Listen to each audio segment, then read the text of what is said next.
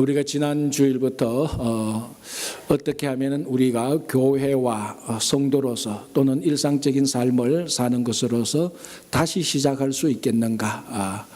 그래서 리세팅, 우리 인생을 다시 리세팅, 다시 세팅하자. 그리고 교회와 성도의 삶을 다시 세팅하자. 이런 차원에서 지난 주일 우리 비전에 대해서 함께 말씀을 나누었습니다.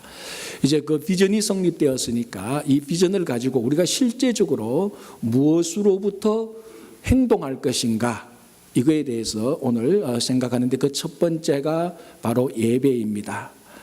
자, 오늘 이 자리에 모이신 여러분들에게 제가 예배라고 말씀하셨을 때 그 예배라는 말에 거부감을 느끼거나 예배라는 말이 생소하게 들리는 분은 아무도 없을 겁니다. 예배를 드리러 오신 분들에게 예배라고 말할 때 그 참 생소하네, 다른 이야기네, 이런 생각은 이런 말로 들리지 않을 것인데, 교회 밖에 있는 일반 사람들, 우리가 흔히 말하는 믿음이 없는 사람들에게 예배라고 말을 했을 때 의외로 어떤 사람은 이 단어가 생소하게 들릴 것입니다. 그러면서 그 예배는 종교적인 사람들이 종교 활동을 하는데 사용하는 것이지 자기들의 일상적인 삶 속에는 예배는 전혀 관련이 없다고 생각을 할 것입니다. 그리고 자기들은 누구도 예배를 드리지 않는다라고 생각을 할 것입니다. 자, 그렇다면 정리하면은 교회에 다니는 사람은 예배를 드리고 교회에 다니지 않는 사람은 예배를 드리지 않는 것일까요? 여러분 어떻게 생각하십니까? 물론 교회에 다니는 사람은 당연히 예배를 드리죠. 이게 질문이 아니고 교회에 다니지 않는 사람은 예배를 드리겠습니까? 안 드리겠습니까? 예, 그렇습니다. 결론적으로 말씀드리자면 교회에 다니지 않는 사람들도 예배를 드립니다. 물론 예배 드리는 방식과 예배 드리는 대상은 교회에 다니는 사람들과 다른 방식으로 다른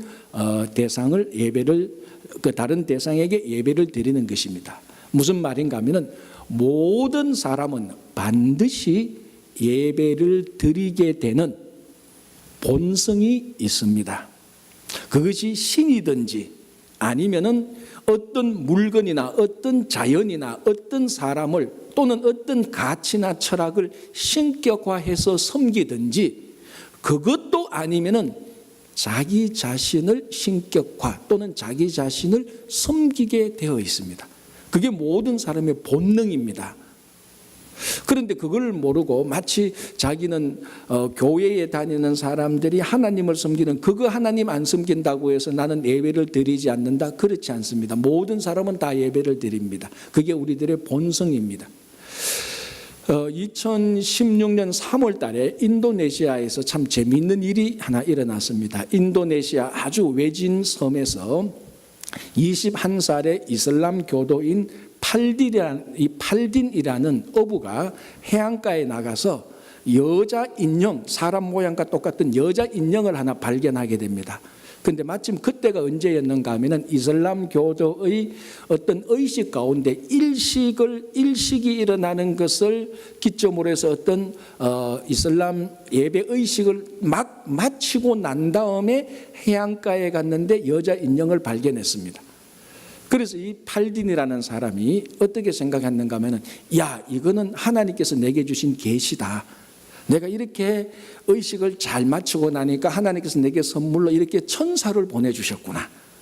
그래서 이 여자 인형을 하나님께서 보내주신 천사의 계시로 받고 집에 와서 그 여자 인형에게 매일 옷을 입히고 자기 이슬람 교도들이 쓰는 히잡을 계속 세우고 자기 집에 모셔놓고 우리식으로 하자면 신당에 신 모시듯이 자기 집에 이제 그렇게 그 여자 인형 그를 이제 옷 갈아입히고 히잡 갈아입히고 해서 매일 섬깁니다.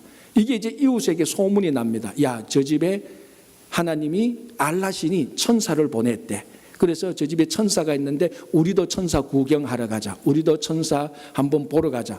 이게 소문이 퍼지면서 문전성시를 이루게 됩니다. 그리고 이제 그 지역의 유명한 관광지가 되고 사람들이 모이는 곳이 됩니다. 자, 이게 소문이, 입소문이 빨라서 이 소문이 점점 퍼져서 대도시에 살고 있는 경찰서까지 소문이 퍼집니다. 경찰서장이 그 소문을 듣고 보니까 무언가 좀 마음이 찝찝합니다. 그래서 경찰 한 사람을 보내서 혹시나 혹세무민하지는 않을까, 그래서 경찰 한 사람을 보내서 조사해보라 그랬습니다. 그래서 이 경찰 한 사람이 물어서 찾아가서 팔딘이 사는 집에 들어가서 알라신이 보낸 그 계시의 천사를 보니 이게 참 말씀하기 민망한데요. 참 민망한데 이해하시고 들으시기 바랍니다. 이게 섹스를 대신하는 섹스용 인형입니다. 쓰레기 같은 인형이에요. 그게 어떻게 해안가로 떠밀려 와서 팔딘이 살고 있는 그 해안가에 머물렀던 것입니다. 원체 외진 곳이라 통신도 안 되고 인터넷도 안 되고 이런 것을 전혀 모르던 팔딘, 이런 것도 전혀 모르던 그 사람들이 이걸 천사의 계시로 받아들여서 섬기고 있었던 거예요. 얼마나 우스운 얘기입니까? 쓰레기 같은 그 인형을 천사로 섬기고 있었으니까. 왜 이런 일이 일어났습니까? 가장 근본적으로 왜 이런 일이 일어났습니까? 우리 안에, 모든 사람 안에 무언가를 섬기고 싶은, 예배 드리고 싶은 본능이 깔려있기 때문에 그렇습니다. 물론 그게 인터넷이 안 돼서, 통신이 안 돼서 몰라서 그렇게 했다, 착각해서, 이렇게 여러 가지 부차적인 이유를 들 수 있지만 가장 중요한 본질은 여전히 사람 속에 누군가는, 무엇인가는 섬겨야 되는, 예배 드려야 되는 본능이 있기 때문에 그렇습니다. 그게 사람입니다. 이 무언가를 섬기게 되는 본능, 이것은 절대로 나쁜 것이 아닙니다. 이건 지극히 정상적입니다. 문제는 무언가를, 누군가를 섬기고 싶은, 예배 드리고 싶은 이 욕망의 대상이 잘못되었을 때, 이게 왜곡되고 삐뚤어졌을 때에 큰 문제가 생기는 것이지, 이 섬기고 싶은 이 본능의 대상을 정확히 초점에 맞추면 이거는 가장 훌륭한 하나님의 자녀가 되는 것입니다. 그래서 오늘 본문을 보십시오. 시편 34편 9편에 너희 성도들아 여호와를 경외하라. 이 경외의 가장 직접적인 것은 예배죠. 다시 말하자면 너희 성도들아 여호와 하나님을 예배하라는 것입니다. 예배의 대상을 정확히 지적해주고 있습니다. 어떤 것도 아닌 여호와 하나님을 예배하라는 것입니다. 그래서 우리는 이 세상에 어떤 것도 아닌 예배의 대상을 오직 여호와 하나님에게만 두고 있는 것입니다. 이 대상이 잘못될 때 그게 우리가 성경이 말하고 있는 우상 숭배입니다. 성경에서 가장 강력하게 금지하고 있는 1번, 십계명 1번, 너는 나 외에 다른 신을 섬기지 말지니라. 이것이 모든 사람에게 있는 본능, 섬기고 싶은, 예배하고 있는 본능의 대상을 올바르게 지적해서 우리가 올바른 예배를 드리도록 하는 것입니다. 그래서 우리는 살아계신 하나님께 예배를 드리는 것입니다. 다른 사람들은 다른 것에 예배를 드리지만 우리는 하나님께 예배를 드리는 것입니다. 이것이 요즘 21세기를 맞이하고 있는 이 미국에 살고 있는 교회들에게 큰 도전이 되고 있습니다. 무슨 말인가 하면 원래 교회의 첫 번째 역할은 하나님께 예배 드리는 것입니다. 그런데 이것이 시절이 바뀌고 상황이 바뀌면서 어떤 위협과 도전을 받고 있는가 하면 교회에서 예배의 우선순위가 자꾸 밀려나고 있습니다. 두 번째, 세 번째, 급한 일이 있으면 급한 일부터 처리하고 예배는 드려도 되고 안 드려도 되고 하는 이런 예배의 우선순위, 예배의 중요성이 자꾸 흐릿해져 가고 있는 위협과 도전 속에 직면해 있습니다. 그래서 우리는 다시 한번 우리를 리세팅하면서 교회와 성도의 삶, 우리 한 사람 한 사람의 삶을 리세팅하면서 이 시대가 예배를 흐릿하게 만들고 예배의 우선순위를 자꾸 뒤로 만드는 이 시대에 우리는 분연히 맞서서 하나님께 예배드리는 것이 우리 삶의 근본 목적이고 이것이 교회와 성도의 빼앗길 수 없는, 양보할 수 없는 1번 우선순위라는 것을 정확히 해야 되는 것입니다. 자, 그러면은 우리는 그렇다 치고 세상의 사람들이 이런 질문을 할 수 있습니다. 좋아, 우리 안에 예배의 본능이 있다. 그건 인정. 자, 그러면 우리가 그 본능 가지고 내가 섬기고 싶은 신, 내가 예배 드리고 싶은 대상을 내 마음대로 섬기는데, 예배하는데 그게 왜 잘못되었나라고 질문을 하면은 여러분 무엇이라고 대답하겠습니까? 물론 우리는 가장 쉽게 당신들이, 여러분들이 섬기는 신, 그 존재는 진짜 신이 아니요, 이렇게 우리는 충분히 대답할 수 있습니다. 물론 이것이 가장 정답이죠. 그러나 한 가지 우리가 예배의 대상을 하나님이라고 정확하게 지적하고 오직 하나님께만 예배드리는 것이 왜 중요한가 하면은, 모든 사람은 자기가 예배드리는 또는 자기가 섬기는 신에 의해서 지배를 받게 되어 있습니다. 내가 섬기는 신이 나를 다스리도록 되어져 있습니다. 자, 미국에서, 우리가 살고 있는 이 자본주의 미국에서 가장 많이 섬기는 대상이 무엇이겠습니까? 물질, 돈입니다. 사람이 그렇게 말은 안 해도 가만히 말하고 행동하는 거 보면 얼마나 많은 사람들이 돈, 물질을 섬기고 있는지 모릅니다. 그럼 교회 밖에 사람들이 말합니다. 그게 뭐 잘못되었습니까? 라고 말할 수 있습니다. 우리는 분명히 지적합니다. 당신이 물질, 돈을 섬기는 한 돈과 물질이 여러분들의 인생을 다스릴 것입니다. 이게 정답입니다. 여러분 한번 생각해 보십시오. 여러분들이 귀한 인생을 평생 동안 돈을, 물질을 섬기면서 돈과 물질의 다스림을 받는, 돈과 물질의 지배를 받는 인생이 그렇게 유쾌하겠습니까? 그런 삶을 사시겠습니까? 아니잖아요. 우리는 참된 인생을 살고 싶은 거룩한 욕망이 있는 사람들입니다. 참된 인생은 참된 신으로부터 다스림을 받아야 되는 것입니다. 그분이 바로 오직 여호와 하나님입니다. 그래서 오늘 본문에서 너희 성도들아 여호와를 경외하라, 너희 성도들아 여호와를 예배하라는 것입니다. 더 정확히 말하면 무슨 말인 줄 아십니까? 너희 성도들아 여호와만 예배하라, 이 말입니다. 그래서 우리들은 다시 한번 이 시대에 정말 나는 여호와 하나님만 예배하고, 내가 예배드리는 여호와 하나님만이 내 인생을 다스리도록 하겠다는 결단이 필요한 것입니다. 다른 신을 섬기면은, 다른 물질을, 권력을 섬기면은, 다른 사람을 섬기면은 그 모든 내가 섬기는 것들이 나를 지배하게 됩니다. 그 인생은 참된 인생이 아닙니다. 정말 우리가 그렇게 살고 싶어 오늘 이 자리에 모인 것은 아니잖아요. 오늘 우리가 이 자리에 모인 것은 참된 신, 진짜 신 여호와 하나님께 예배드림으로 그분이 나를 다스리도록 내 인생을 내어놓는 행위, 그게 바로 여호와를 경외하는 것입니다. 그래서 정말 여러분들이 하나님께 예배를 잘 드림으로 하나님이 여러분들을 다스리도록 여러분 삶을 내어주시기 간절히 바랍니다.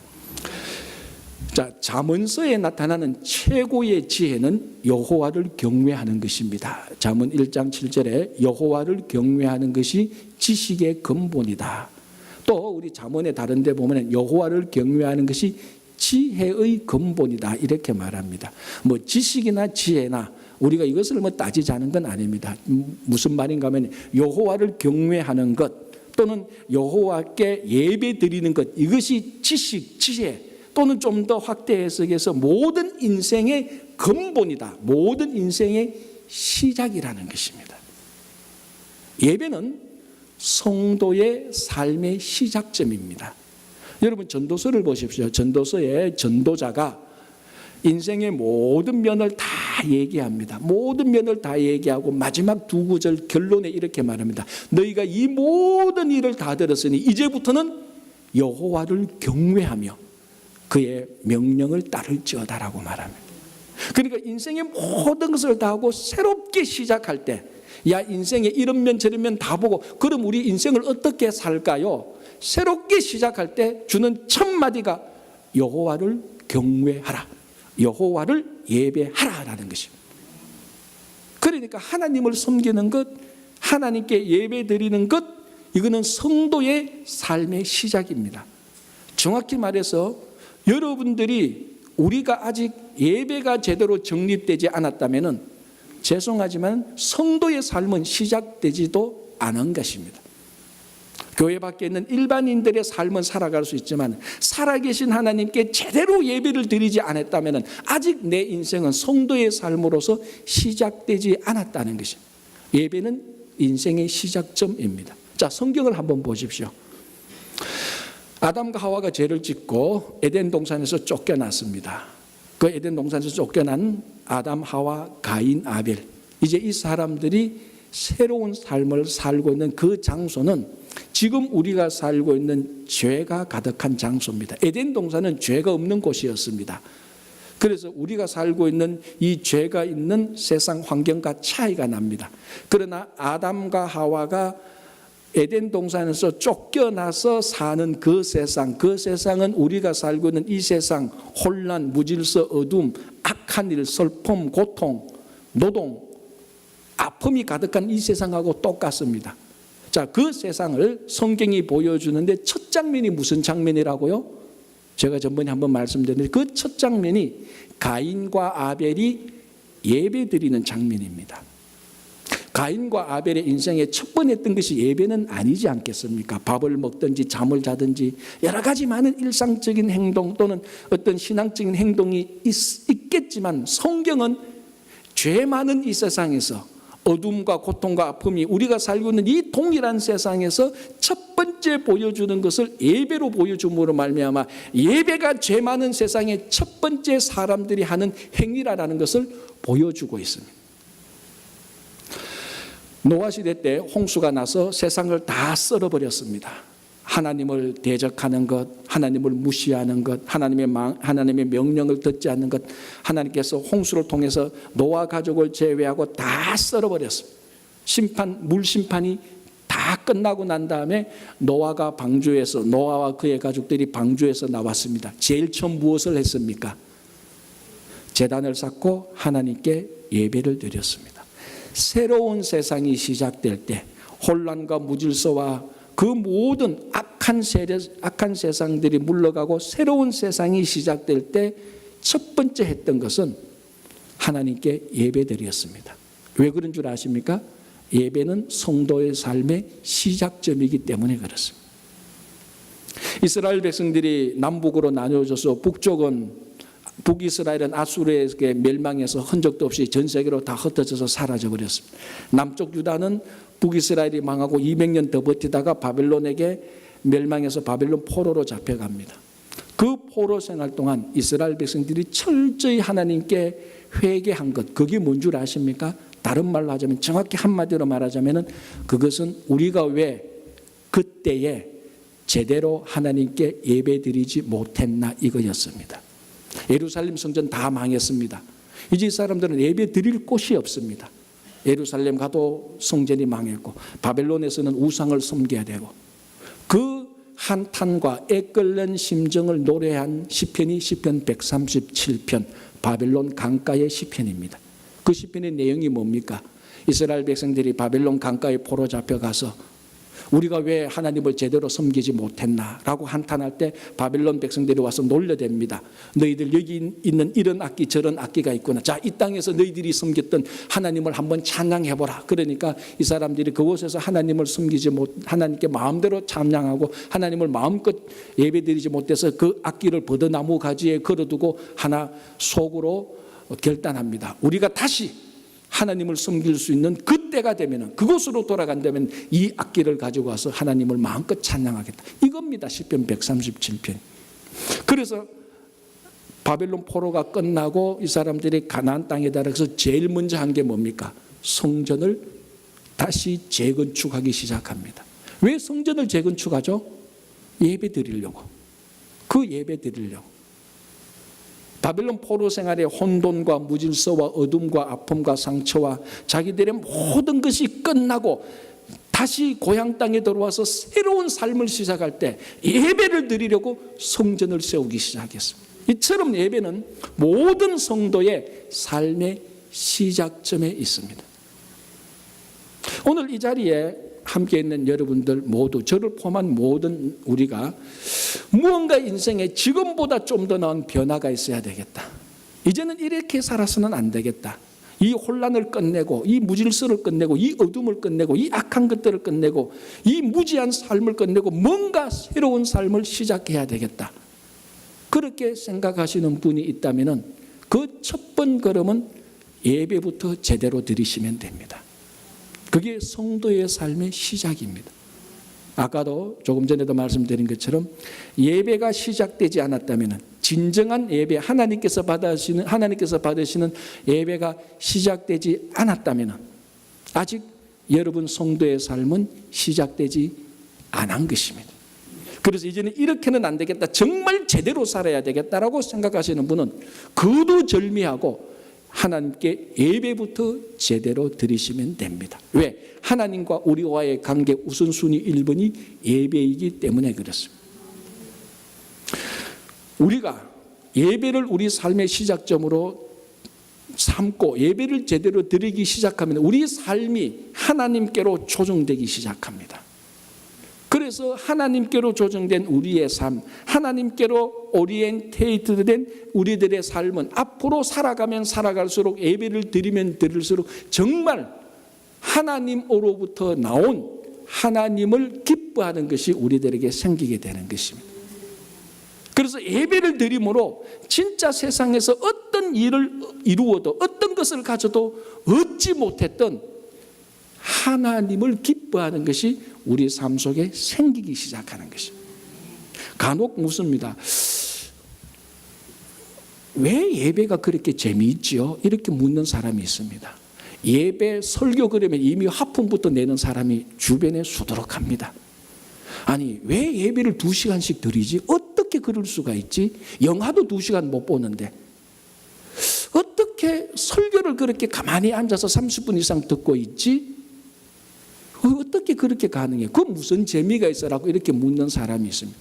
그에 대한 대답은 딱 하나입니다. 아직 당신이 예배를 제대로 드려본 적이 없기 때문에 그렇다는 것입니다. 아직 당신의 삶 속에 제대로 예배가 시작된 적이 없기 때문에 그렇습니다. 예배는 절대로 지루한 것이 아닙니다. 예배야말로 피조물의 삶에서 가장 흥분된 삶입니다. 여러분 생각을 해보십시오. 하나님을 창조주를 피조물이 만났는데 그것만큼 이 지구상에서, 인류상에서 흥분되고 기대되는 일이 도대체 이 지구상에 어디 있습니까? 10년 전에 만난 친구를 만나도 흥분되는데, 오래전에 떨어졌던 집을 나갔다가 부모를 만나도 정말 인생의 모든 것이 나올 만큼 흥분되는데, 피조물이 예배를 통해서 창조주 하나님을 만났는데 거기에서 맹숭맹숭하다면 그건 예배를 드린 것이 아니죠. 정말 예배가 살아있다면, 예배가 우리 인생이 시작된다면 예배 한 번만으로 모든 피조물의 인생은 다 변화될 수가 있는 것입니다. 그것이 제대로 안 되니까, 그게 우리 삶의 시작점이 제대로 안 되니까 예배가 지루하고 말씀이 지루하고 찬양이 따분하게 되는 것입니다. 예배야말로 가장 우리를 흥분시키는 거룩한 흥분의 도가니로 몰고 가는 것입니다. 그래서 우리는 예배를 드릴 때, 예배를 제대로 드린다면 하나님 자체를 기뻐할 수 있는 것입니다. 이렇게 정말 교회와 성도의 본질인 이 예배를 교회 안에서는 잘 드리는데, 그리고 예배가 좋은데 세상 사람들이 교회 안에서 예배 드리는 자는 어떻게 생각할까요? 제가 아는 한 세상 사람들이 교회에서 예배를 잘 드린다고 해서 그 사람들이 예배 잘 드리는 사람을 똑같이 예배 드리는 만큼 존경하지는 않습니다. 그건 우리가 이미 다 경험하잖아요. 오히려 지금 시대는 교회에서 예배를 더 많이 드리면 드릴수록 이상하게 세상은 자꾸 비꼬기 시작하고 무시하고 멸시하고, 심지어는 예배를 많이 드리는 사람을 광신도로 생각합니다. 이건 뭔가 안 맞는 것입니다. 뭔가 교회에서 성도들이 모여서 예배 드리는 이 거룩한 흥분과 이 거룩한 기쁨이 왜 세상에서는 조롱을 받아야 됩니까? 왜 세상 사람들은 이 예배를 멸시하는 것입니까? 이게 우리의 잘못입니까? 세상의 잘못입니까? 결론적으로 말하자면 우리의 잘못이죠. 왜? 교회 안에서 이 예배당 안에서 드리는 이 거룩한 예배의 흥분을 우리는 세상에서 세상 사람들에게 보여준 적도 없고 전달해 준 적도 없기 때문에 그렇습니다. 다시 말씀드리자면 교회 안 예배당 안에서 드리는 이 예배의 거룩함을 세상과는 다 끊어버렸기 때문에 그렇습니다. 그냥 거룩하고 좋은 예배는 예배당 안에서만 드리는 것, 세상에서 비즈니스하고 살 때는 따로 분리해서 예배와 따로 분리해서 살기 때문에 세상 사람들이 이 사람이 교회에서 예배 드리는 사람이라는 것을 알고 난 뒤에 그런 예배가 무슨 상관이 있어? 그런 예배 드려본들 아무런 자기들한테 거룩함도 없고 자기들한테 아무런 선한 영향력도 없으니까 예배를 드리면 드릴수록 상대적으로 더 비꼬고 무시하는 그런 시대가 되어버렸습니다. 그렇다면 정말로 우리가 세상과 단절시키는 이 예배가 올바른 것인 걸까요? 제가 성경을 한번 읽어드릴게요. 이 잠언서를 한번 보면요,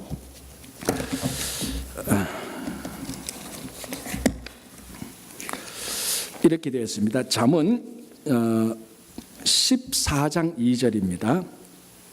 정직하게 행하는 자는 여호와를 경외하여도 패역하게 행하는 자는 여호와를 경멸하느니라. 여기 정직하게 행하는 자는 여호와를 경외한다고 말합니다. 이 경외는 우리가 예배하는 것하고 같습니다. 다시 말하자면 정직하게 행하는 자는 여호와를 하나님을 예배하는 사람입니다. 하나님께 예배드리는 사람은 정직한 사람입니다. 그러면 정직한 사람이 예배당 안에서만 정직해야 될까요? 천만의 말씀. 오히려 정직은 예배당 안이 아닌 세상에서 더 정직해야 됩니다. 그래서 이 본문은 이렇게 해석하면 정확합니다. 하나님께 예배드리는 사람은 세상에서도 정직해야 된다 이 말입니다. 자, 잠언 8장 13절입니다. 여호와를 경외하는 것은 악을 미워하는 것이라. 나는 교만과 거만과 악한 행실과 패역한 입을 미워하느니라. 무슨 말인가 하면 여호와를 경외하는 것, 즉 하나님께 예배드리는 것은 악을 미워하는 것이란. 즉 하나님께 예배드리는 자는 악을 미워해야 됩니다. 자, 이 악이 교회 안에 많겠습니까? 세상에 많겠습니까? 물론 교회에도 악이 있지만은 세상은 악의 천지 아닙니까? 그러면 악을 미워하는 사람은 교회 안에 있어야 됩니까? 세상 안에 있어야 됩니까? 세상으로 나가야 되는 거예요. 다시 말씀드리자면 예배 드리는 자는, 하나님께 예배 드리는 자는 세상 한가운데 들어가서 악을 미워해야 된다는 것입니다. 교만과 거짓과 원망과 불평하는 입을 미워해야 된다는 것입니다. 자, 하나 더 볼게요. 디모데전서 2장 10절입니다. 오직 선행하기를 원하노라. 이것이 하나님을 경외하는 자들에게 마땅한 것이라. 하나님을 경외하는, 하나님께 예배드리는 자는 마땅히 선행을 행하라는 것입니다. 어디에서? 물론 교회 안에서도 그렇겠지만 더 중요한 선행을 행하는 장소는 어디입니까? 세상 아니죠. 이렇게 몇 구절만 살펴봐도 성경은 단 한 번도 예배를 세상과 관계를 끊는 부분은 없습니다. 예배당 안에서 예배, 심지어는 성막 안에서 예배조차도 세상과 연결되어져 있어야 되는 것입니다. 예배는 교회 안과 교회 바깥을 연결해주는 연결고리입니다. 그것을 우리가 잘못해서 연결고리를 끊어버렸기 때문에 세상 사람들이 여전히 교회의 예배를 인정하지 않고 오히려 무시하고 조롱하는 시대가 되어버렸습니다. 그래서 예배 드리는 자는 마땅히 반드시 세상에서 정직해야 되고 세상에서 선을 행해야 되고 세상의 악과 맞서 싸워야 되는 것입니다. 자, 시편 116편 9절에 이런 내용이 있습니다. 우리 앞에 읽었던 성경책, 앞에 사용했던 성경책 개역 한글판에는요, 우리가 너희는 생존 세계에서 여호와 앞에 행할지어다 이렇게 되어 있습니다. 그런데 우리가 있는 한글 성경에는 생명이 있는 땅에서 여호와 앞에 행할지어다 이렇게 됐는데 이게 한때 랍비들 간의 논쟁이 되었습니다. 뭐냐면은 생존 세계에서 또는 생명이 있는 땅에서 하나님 앞에 행하라. 그럼 이 생존 세계와 생명이 있는 땅이 도대체 어디를 말하는 거냐? 우리가 하나님 앞에서 행하긴 행하겠는데 생명이 있는 땅이 어디지? 생존 세계가 어디지? 그것을 딱 지적해 주면은 그곳에서 하나님 앞에 행할 수 있을 것인데, 이게 랍비들 간에 논쟁이 된 적이 있습니다. 어떻게 생각하면 좀 우습죠, 랍비들이. 그죠? 그 뭐 논쟁할 거 뭐 있어? 딱 하면 감 딱 잡히는데. 이제 그때 그 논쟁이 생겼을 때 유명한 랍비 유다가 이렇게 말했습니다. 그 성경에서 말하는 생존 세계는 시장 바닥이다, 이렇게 말했습니다. 여러분, 시장이 뭐 하는 데입니까? 물건을 팔고 물건을 사는 곳입니다. 한 번만 더 생각하면 물건을 팔려고 또는 물건을 사려고 서로 속고 눈치 보고 감추고 거짓말하는 것이 시장 바닥입니다. 가장 사람들이 많이 모이는 곳, 인간성이, 사람의 속성이 가장 잘 드러나는 곳이 시장 바닥입니다. 그래서 이 랍비 유다는 이렇게 말합니다. 이 본문은 너희는 시장 바닥 안에서 여호와 앞에 행할지어다, 이렇게 결론을 내어주었습니다. 얼마나 정확한 좋은 번역입니까? 좋은 해석입니다. 우리가 하나님 앞에 행하는 자, 하나님 앞에 예배를 드리는 자는 시장 바닥에서 예배를 드리라는 것입니다. 그러니까 예배와 시장 바닥이 끊어지지 않고 그대로 연결되는 겁니다. 교회 안에 예배당 안에서의 예배가, 예배당 안에서의 거룩과 흥분이 시장 바닥에서도 그대로 연결되어지는 것, 이게 성경의 참된 예배라는 것입니다. 기원 후 2세기, 이때는 여전히 이스라엘이 로마의 통치하에 있었습니다. 그 중에 이제 랍비 시몬이라는 사람이 일단의 그룹들을 데리고 로마 황제에 저항하다가 반역하다가 사형 선고를 받게 되고 받게 돼서 체포될 지경에 이르자 이 랍비 시몬이 자기 아들을 데리고 아주 사람들이 찾지 못하는 동굴 속으로 숨어버렸습니다. 그런데 하나님께서 이 시몬과 그 아들을 이제 보살펴 주셔서 하나님께서 기적을 베풀어 줍니다. 그 동굴 속에서 과일 나무가 자라게 하고, 그리고 또 그 동굴 속에서 우물이 생기게 합니다. 그러니까 이제 그 속에서 12년 동안 살게 되는데, 하나님께서 베풀어 주신 기적의 우물물을 먹고 과일을 먹고 12년 동안 살아가면서 12년 동안 오직 율법만 공부합니다. 그래서 12년이 딱 지나자 자기에게 사형 선고를 냈던 로마 황제가 죽고 사형 선고가 철회됩니다. 그 소식을 듣고 이 랍비 시몬이 율법 공부를 끝내고 자기 아들과 함께 동굴 밖으로 나옵니다. 나와서 이렇게 마을로 들어가니까 농부들이 새벽부터 밤늦게까지 하루 종일 농사를 짓는 거예요. 그리고 밤에 들어가서 피곤해서 자고, 그리고 또 이렇게 하는. 그래서 이 랍비 시몬이 화가 났습니다. 아니, 여러분들은 세상 하늘의 영원한, 천국의 영원한 것을 포기하고 매일 어떻게 이렇게 농사만 짓느냐, 막 화가 난 거예요. 자기는 12년 동안 동굴에서 율법만 공부했는데, 거룩한 것을 공부만 했는데, 이 세상에 나와보니까 율법은 한 명도 공부 안 하고 매일 하루 종일 일만 하고, 그래서 막 분노가 나서 눈이 막 이글이글거리면서 그 이글이글거리는 분노로 사방을 둘러보니까 사방에 불이 나고 곡식이 탔대요. 전성에 나오는 겁니다. 전성에. 탈무드 전성에 나오는데, 이때에 하늘에서 음성이 들립니다. 너는 내가 만든 세상을 파괴하려고 동굴에서 나왔느냐? 다시 들어가라. 하나님께서 하나님이 만든 세상을 파괴하시는 랍비 시몬을 다시 동굴로 들어가도록 해서, 그래서 1년 더 있다가 나와서 자연스럽게 말씀을 공부했지만, 율법을 공부했지만 세상 속에 들어가서 그 안에서 율법을 적용하고 살았다는 것입니다. 이게 뭘 의미하는 겁니까? 율법 속에서 12년, 13년 동안 공부한 것이 세상과 단절되어 있습니까? 연결되라는 겁니까? 연결되라는 거죠. 처음에 12년 공부하고는 다 단절시켰습니다. 너희들도 다 내처럼 율법을 공부하라. 영원한 것을 소유하라. 누가 농사 짓고, 누가 땅 갈고, 누가 밥 짓습니까?